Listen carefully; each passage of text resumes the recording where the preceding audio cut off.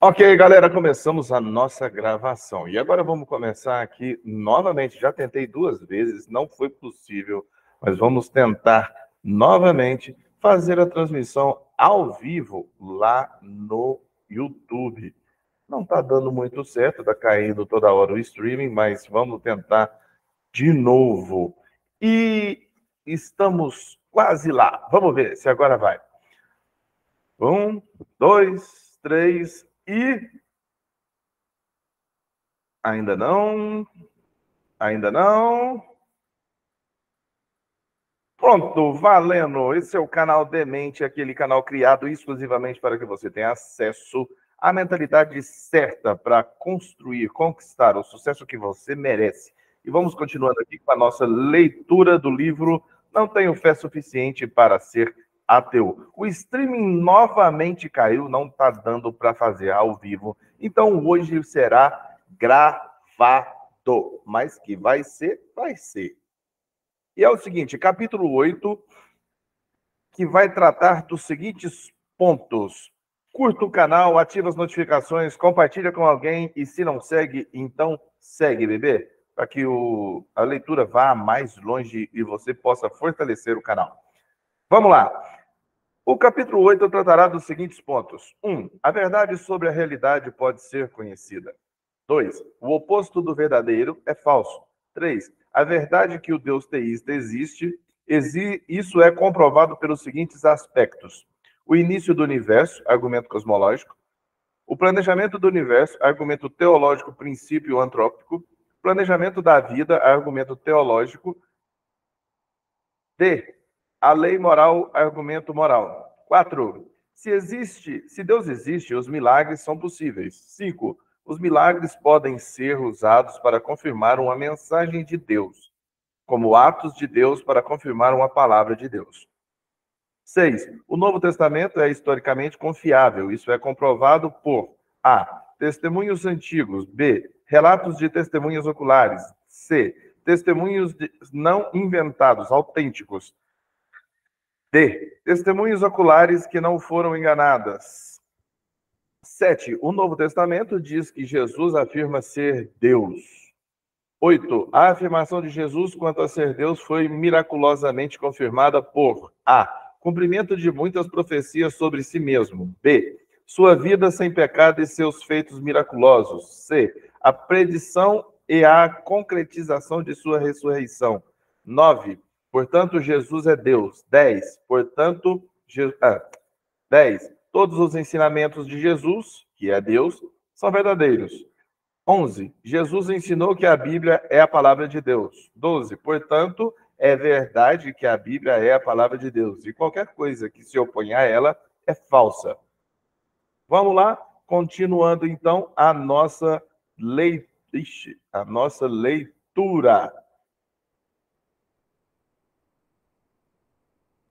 Capítulo 8. Milagres, sinais de Deus ou enganação? Se aceitarmos Deus, devemos aceitar os milagres? No fundo, você não tem certeza disso. Essa é uma barganha. C.S. Lewis. Quem venceu?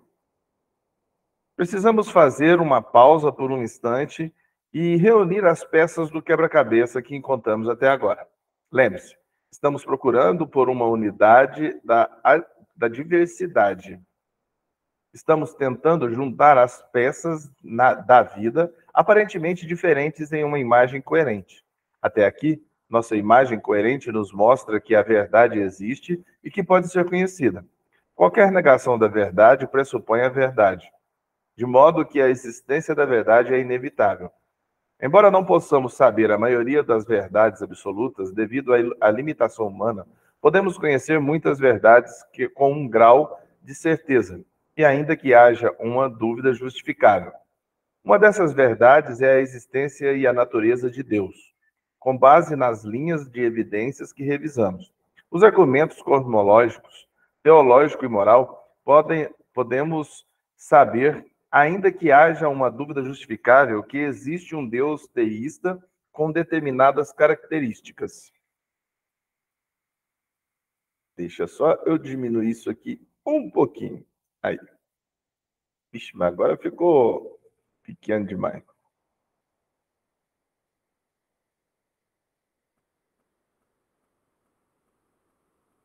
Com base no argumento cosmológico, sabemos que Deus é aura existente, atemporal, não espacial e material, uma vez que ele criou o tempo, o espaço e a matéria, então deve estar fora do tempo, do espaço e da matéria. Em outras palavras, ele não tem limites, ou seja, ele é infinito. Com base no argumento teológico, sabemos que Deus é supremamente inteligente, uma vez que planejou a vida e o universo com incrível complexidade e precisão. Determinado, uma vez que planejou as muitas formas de vida para viverem nesse ambiente específico e ordenado. Com base no argumento moral, sabemos que Deus é absolutamente puro no aspecto moral. Ele é o padrão imutável da moralidade, pelo qual todas as ações são medidas. Esse padrão inclui justiça e amor infinitos. Teísmo é o termo adequado para descrever tal Deus.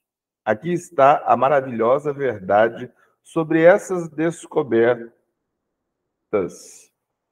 O Deus teísta que descobrimos é compatível com o Deus da Bíblia.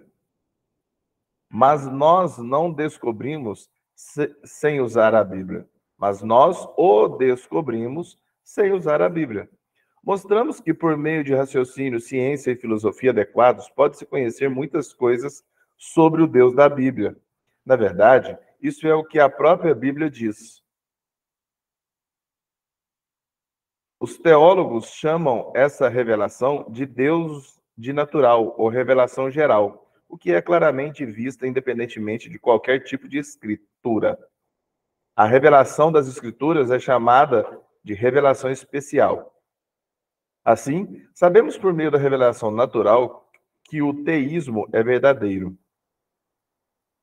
Essa descoberta nos ajuda a ver não apenas como é a verdadeira tampa da caixa, mas o que ela não pode ser. Uma vez que o oposto de verdadeiro é falso, sabemos que qualquer visão do mundo não teísta deve ser falsa. Ou, colocando de outra maneira, entre as maiores religiões mundiais, somente uma das religiões teístas, judaísmo, cristianismo ou islamismo, pode ser verdadeira.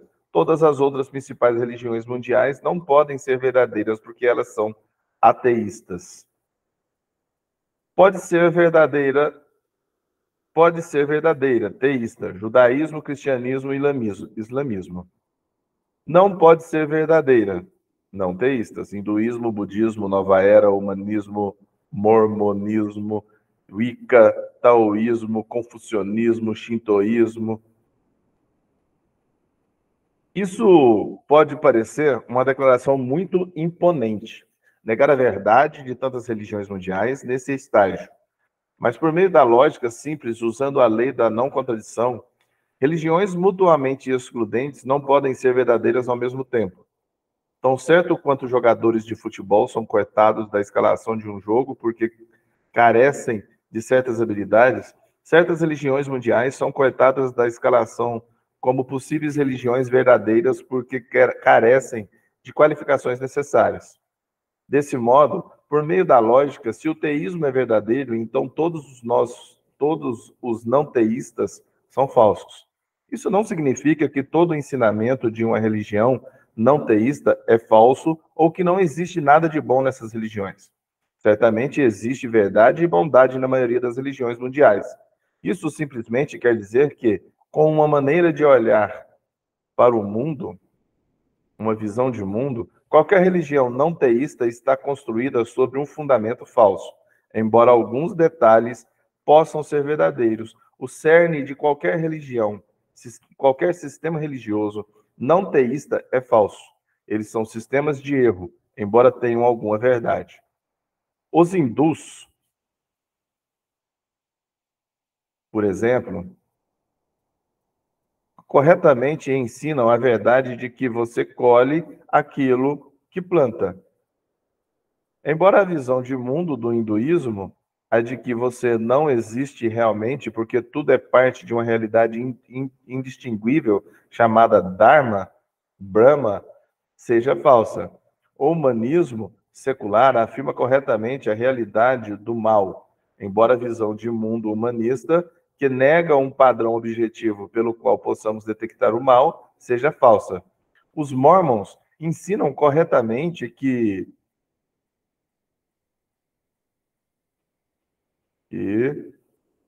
existem padrões morais aos quais devemos obedecer. Embora a visão de mundo mormon, segundo a qual existem muitos deuses, seja falsa. Existe um último ponto sobre o mormonismo. Este último ponto sobre o mormonismo levanta uma questão, a saber, por que a existência de um Deus teísta refuta o politeísmo? Ele refuta o politeísmo porque Deus é infinito e não pode haver mais de um ser infinito.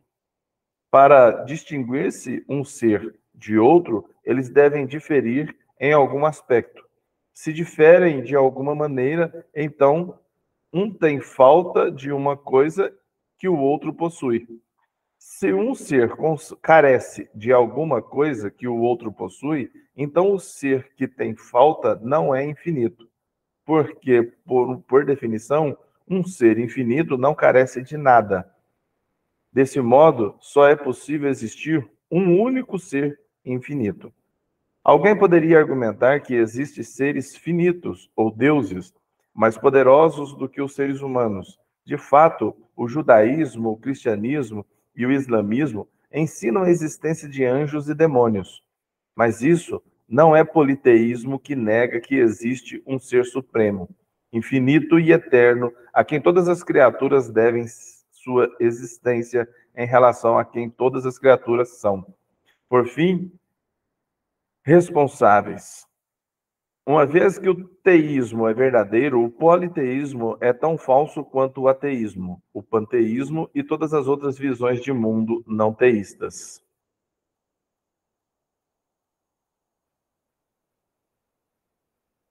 Mas estamos divagando. A questão principal é que a tampa da caixa do universo mostra um Deus teísta. Isso significa que apenas uma das três maiores religiões mundiais vence no padrão da verdade: judaísmo, cristianismo ou islamismo. Logicamente, é fato que todas essas religiões mundiais teístas não podem ser verdadeiras, uma vez que elas fazem declarações mutuamente excludentes. Além do mais, é possível que nenhuma dessas três religiões mundiais sejam completamente verdadeiras. Talvez possuem o teísmo e pouca coisa mais. Isso é possível. Contudo, uma vez que sabemos, mesmo que com uma pequena parcela de dúvida justificável, que Deus existe e que possui as características que enumeramos anteriormente, características que incluem projeto, propósito, justiça e amor, então deveríamos esperar que ele revelasse mais de si mesmo e de seus propósitos para a nossa vida. Isso exigiria que ele se comunicasse conosco. É provável que uma das três maiores religiões teístas contenha essa comunicação. Como Deus se comunica? Como vimos, Deus já se comunicou conosco por meio da criação e da consciência, a revelação natural ou geral, o que nos dá ideias básicas sobre sua existência, seu poder e suas exigências morais. Mas como Deus poderia revelar a si mesmo de modo que pudéssemos ter uma compreensão mais detalhada de qual seja o seu propósito último para nós? Por que não poderia ele aparecer a cada um de nós? Ele poderia, mas isso interferiria em nosso livre-arbítrio. C.S. Lewis tem alguns insights maravilhosos sobre esse assunto. Em seu livro The Secret Tape Letters, Coisa Ruim, ou Demônio Velho, escreve o seguinte a seu discípulo Pé de Cabra: você deve ter pensado por que o inimigo, Deus, não faz mais uso de seu poder para ser sensivelmente presente às almas humanas em qualquer grau e em qualquer momento que ele escolha. Mas você vê agora o que é o irresistível e o indiscutível são as duas armas que a própria natureza de seus planos o impede de usá-las. Simplesmente sobrepor-se à vontade humana, o que sua presença certamente faria, ainda que em seu grau mais ínfimo, seria inútil para ele. Ele não pode arrebatar, pode apenas cortejar. Se Deus não escolheu a poderosa opção de interagir face a face com todas as pessoas do planeta, então talvez tenha escolhido um método mais sutil de comunicação. De fato, a Bíblia diz que Deus nem sempre é tão aberto quanto nós gostaríamos que fosse. Talvez Deus tenha se manifestado de alguma maneira a algum grupo seleto de pessoas nesses tantos séculos e o tenha inspirado a escrever aquilo que testemunhou e ouviu dele. A linguagem escrita é um meio preciso de comunicação que pode facilmente ser duplicado e passado adiante às gerações seguintes, mas ele também pode ser facilmente ignorado por aqueles que, por livre decisão, optam por não quererem ser incomodados por Deus. Desse modo, um livro funcionaria como um meio de comunicação válido, mas não impositivo da parte de Deus. Mas qual livro? Deus se comunicou por meio do livro dos judeus, dos cristãos ou dos muçulmanos? Como podemos dizer qual livro, se é que existe algum, é realmente uma mensagem vinda de Deus? O selo do rei. Nos dias anteriores à comunicação em massa, quando todas as mensagens endereçadas a locais distantes eram entregues em mão, um rei colocaria seu selo sobre a sua mensagem. Esse selo era um sinal ao destinatário de que a mensagem era autêntica. Ela realmente viera do rei, e não de alguma outra pessoa fazendo-se passar pelo rei. É claro que para fazer esse sistema funcionar, o selo precisava ser incomum ou singular, facilmente reconhecível e precisava ter alguma coisa que só o rei possuísse. Deus poderia usar um sistema parecido para autenticar suas mensagens, falando de maneira específica. Poderia usar os milagres. Os milagres são incomuns e singulares, facilmente reconhecíveis e somente Deus pode realizá-los. Até mesmo os céticos, ao exigirem um sinal de Deus, estão implicitamente admitindo que os milagres provariam sua existência. O que é um milagre? Um milagre é um ato especial de Deus que interrompe o curso normal dos fatos. O ateu Anthony Flew definiu de maneira muito boa: o milagre é alguma coisa que jamais teria acontecido caso a natureza, como é, fosse deixada por si só. Desse modo, podemos dizer que as leis naturais descrevem o que acontece regularmente por meio de causas naturais. Os milagres, se é que ocorrem, descrevem o que acontece raramente por meio de causas sobrenaturais. Por meio dos milagres, Deus poderia dizer ao mundo qual livro ou qual pessoa fala por ele. Desse modo, se Deus quisesse mandar uma mensagem por meio de Moisés, Elias, Jesus, Paulo, Maomé ou qualquer outro, ele poderia realizar milagres por meio dessa pessoa. Se Deus realmente trabalha dessa maneira, então um milagre confirma a mensagem e o sinal confirma o sermão. Ou colocando-se de outra maneira, um milagre é um ato de Deus para confirmar a palavra de Deus por meio de um mensageiro de Deus. A pergunta é: se Deus trabalha dessa maneira, o Rei do Universo usa tais sinais? Os milagres são até mesmo possíveis? Nosso mundo secular diz que não. Como estamos prestes a ver, o mundo está plenamente enganado. A caixa está aberta ou fechada?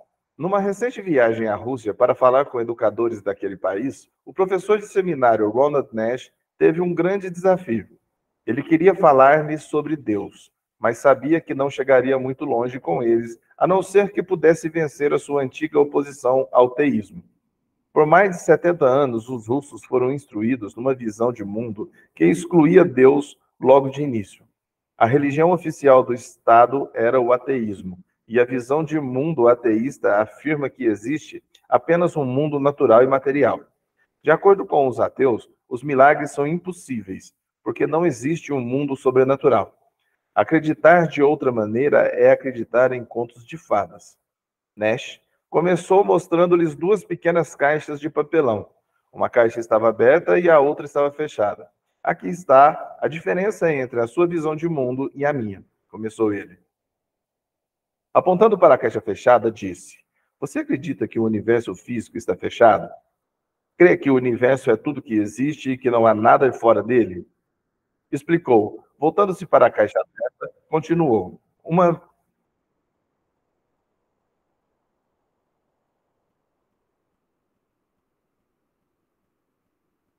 Voltando para a caixa aberta, continuou. Eu também acredito na existência do universo físico, mas também acredito que o universo está aberto, que existe alguma coisa fora do universo, que chamamos de Deus.